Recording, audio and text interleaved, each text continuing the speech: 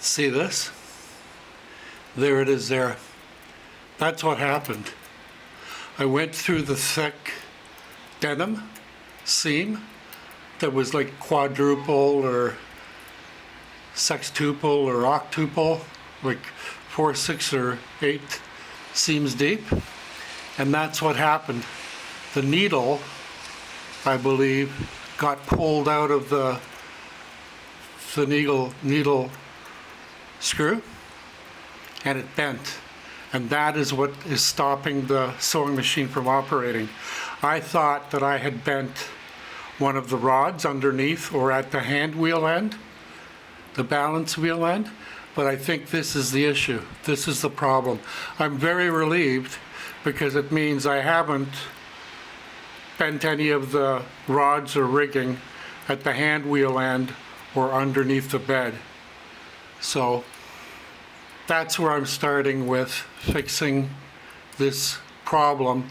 Once I get this needle out, we'll see if the sewing machine works as intended, if it works correctly. I'm hoping that that is the only issue, and I think that it probably will be. I've already replaced this, and I still have to replace that and that and that once I'm done. But for now, I'm going to keep this area open, and I'm going to remove that needle and see how things go after that. So I have 2 needle nose pliers here.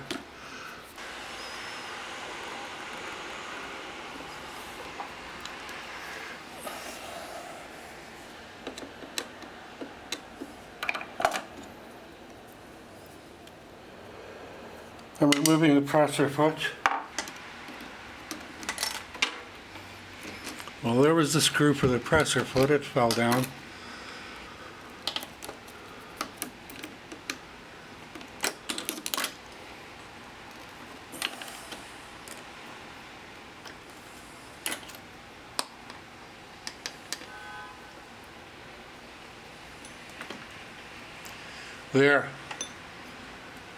There's the needle out. You can see how bent that is. Indeed. Now where did my screw go? Well, the great news is that the balance wheel, the hand wheel, is rotating and operating as should be. I'm hoping that the needle bar is still true and straight. For now I have to get in there and find the screw, which I can't see yet. So I found the presser foot screw.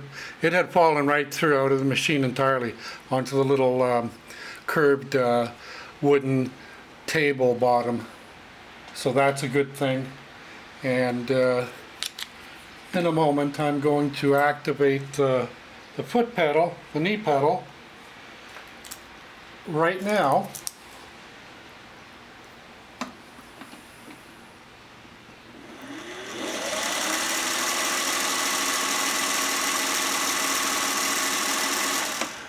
well, in a word, I am thrilled. That is absolutely superb. That is my first real mechanical problem caused by a bent needle. I have bent a needle once before, but it didn't cause the needle bar and the balance wheel, the hand wheel, to stop operating full cycle, full rotation. So I'm very, very ecstatic. I'll be able to replace these parts.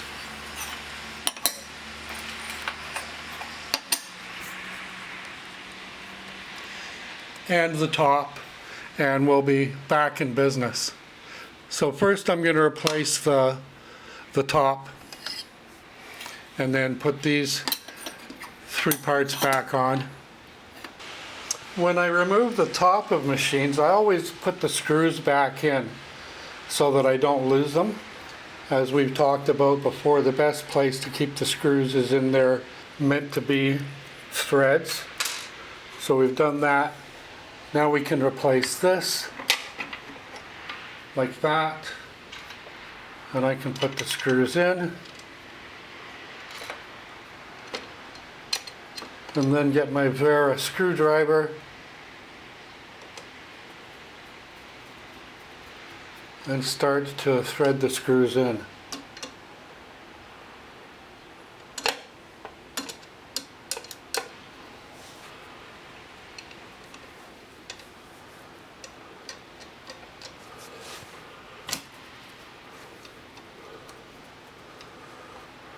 And I just do them snug. I don't have to torque wrench them in because they're not really all that dynamic. That one's snug.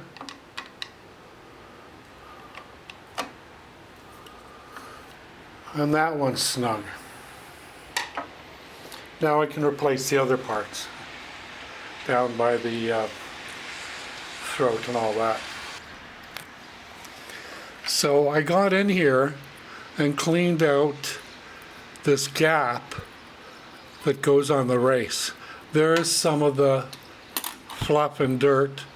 There was substantially more than just that, but I threw the other ones in the trash can already. But that's the munged up old thread and grease and stuff. So I'm hoping that I have better success with seating this on that ledge right there, because that's where this is supposed to slide on top and below. This race has to go in this groove, right? That's what we want. So I'll replace the bobbin case. There. That is seated correctly. Now we'll slide this back into position. That is ready to go in. That is in position. There we go. That was getting hung up, I believe. Did I go too far? Yes, I did. There we are. There, both pieces are in securely. So far, so good. I've got the bobbin case put in. I've got this thing replaced. I've got the presser foot replaced. All that needs to remain to be done is to insert a jeans needle, and I have them right here. 100/16 says jeans denim Kenmore, and then I can replace those and those, and we'll be back in business. So that's how it's going now. So now the needle is inserted and everything is still operating smoothly and quietly.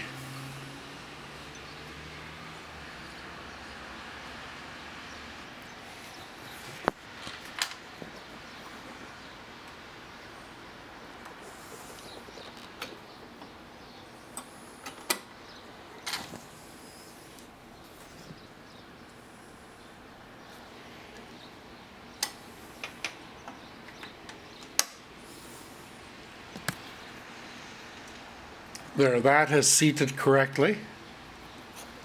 All that remains to be done is to reinstall this and then put the bobbin in and thread it.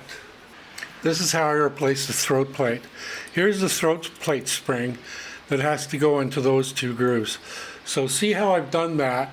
It's not aligned yet. It hasn't seated yet. I still have to install it by starting at this end, not that end. And in my early days, I used to mistakenly think that I had to insert it from this end, but it's not. It's inserted from this end. And I have a seam ripper here to make sure that the little spring goes into the slots. There. That is seated just wonderfully now, installed correctly. And now I can put the bobbin in and thread the bobbin. And so I have to bring the thread, and we put it in counterclockwise, right? Yes, we do. So now bring the thread down here to this slanted slot. like that.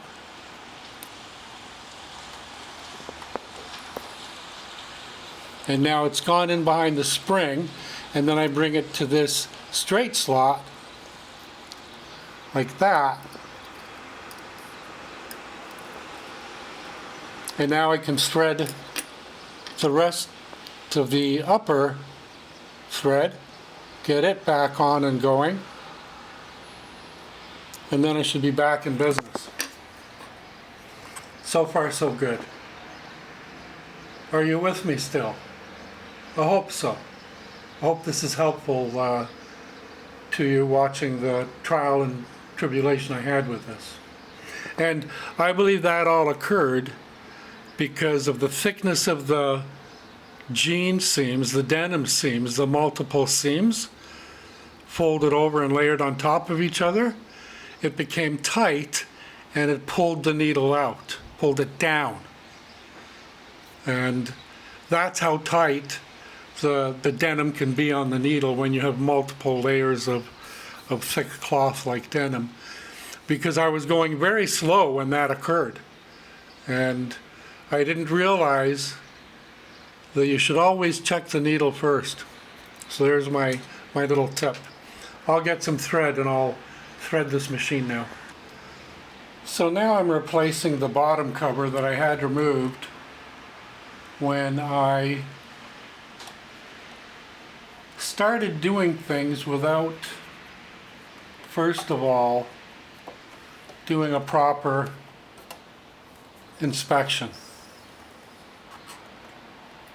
But nonetheless, everything is working as intended now.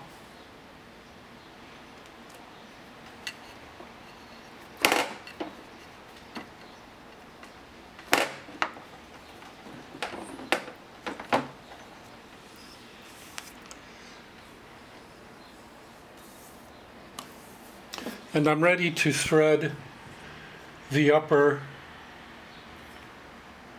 thread. So this is the thread I'm going to use, and right here it says jeans, 200 meters, 220 yards, 70% polyester and 30% cotton. And that's my thread, my denim thread. And it is Gutermann thread. So first I want it to go through that guide.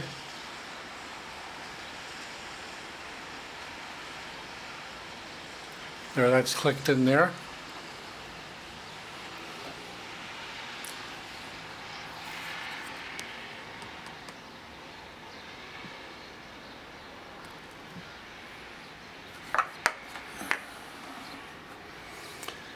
Then I'm going to come down here, go through the upper tension discs, just put the thread right on the guide and let it slide in between those two discs. Then bring it around, put a little tension on the thread and bring it up so that it seats on the thread guide there. Now I'm going to take it up to the take-up lever and put it through there.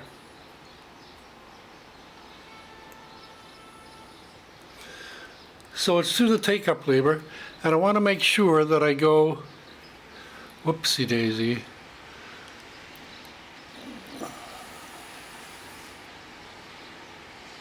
through this guide here. This guide is for going up here. It's not for that. So now I can put it through the eye of the take-up. Let me try that again. I ended up trimming the end of the thread. There, that seems to have made it a lot easier. Now I'm going to bring it down to this guide here. Put it in there like that. Then I've got a horizontal guide there. Like that. Like that. And now I can go for the needle. I put the foot down to get it out of the way. So now we're threaded top and bottom. There's my orange bobbin thread.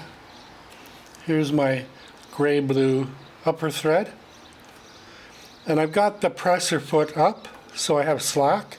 And I'm going to send the needle down to catch the bobbin thread.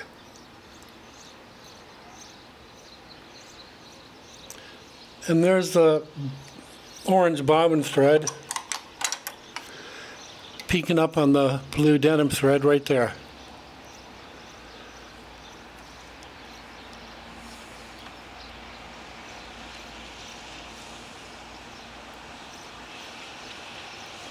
So we're threaded now and ready to sew.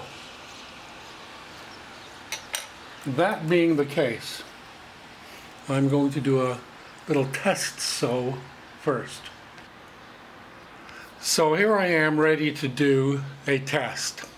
The issue was that I was sewing with this machine through about 4 or 6 layers of denim, and what happened upon post-inspection was that because it was multiple layers of denim, like 4 or 6 or 8, the denim pulled the needle out of the needle bar and the needle bent and it froze the machine. I couldn't get it to rotate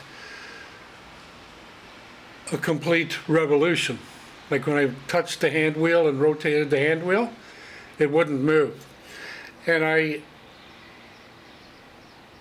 erroneously thought the worst and thought that I may have compromised the driving bars, either the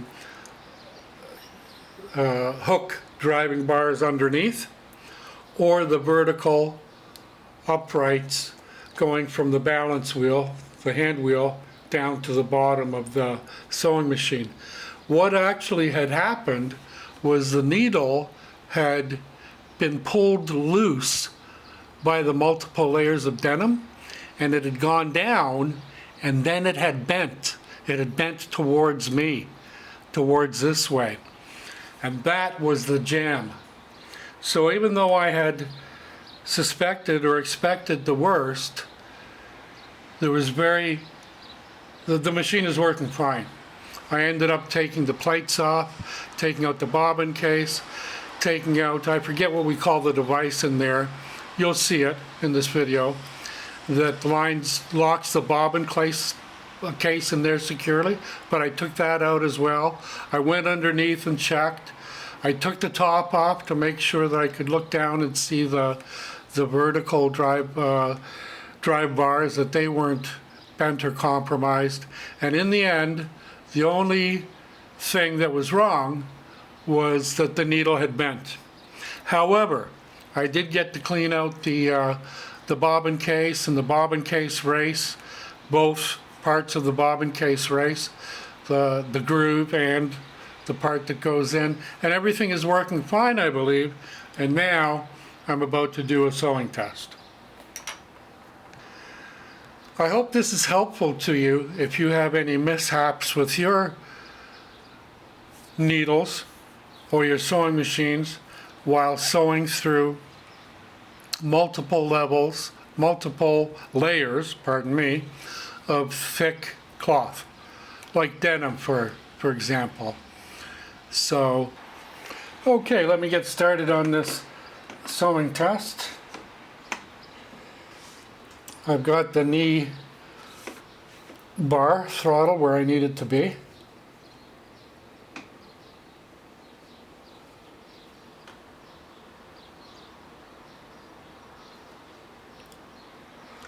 I'll lower the foot.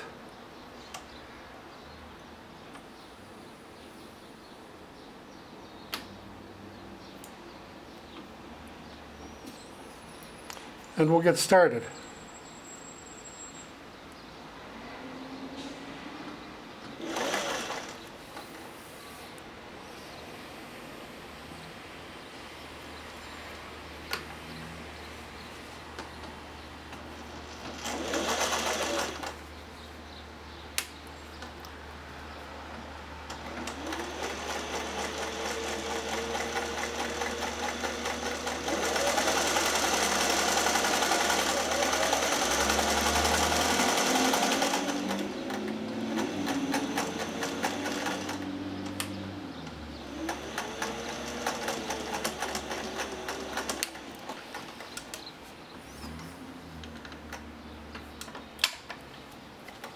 There, everything seems to be working just fine.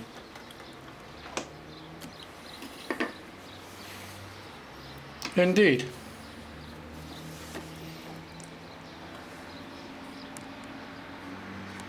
I've got some nice orange stitching underneath, and I've got some nice gray-blue thread on top. I'm just going to trim the ends, and the test is done. Now I know the machine works again. Thank goodness. At first I was really concerned that it may have been destroyed. You know, something had bent or gone totally wrong, but that's not the case, thank goodness. Here's some more testing.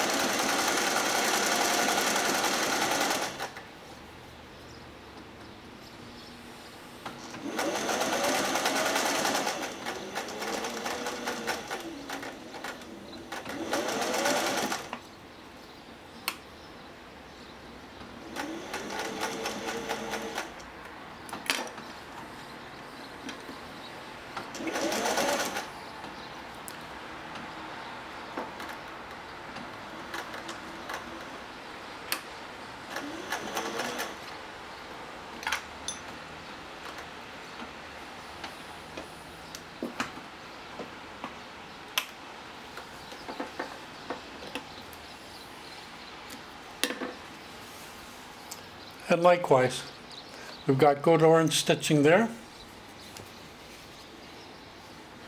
right there, and we've got the gray blue stitching, which is hard to see, but it's there. Sweet. So that was 2 little tests. Thanks for watching, and if you can, please do subscribe. It does help the channel. As always, first and foremost, have fun and keep safe. Adios, amigos.